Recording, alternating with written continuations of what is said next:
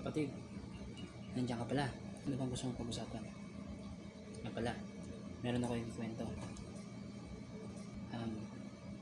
I-welcome lang kita. Ito yung first YouTube channel ko. Ako si Mike. Or just call me City Mikey. Okay? City officer ako. And then, bike to work.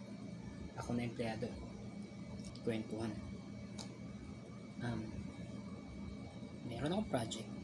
Balik loob. 2024. Nagsisimula na ako ngayon.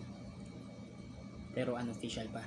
So, gusto ko sana ikwento ko sa'yo kung ano yung magiging journey ko once na magpatuloy ako, and then ano ba yung goal ng aking balik loob project.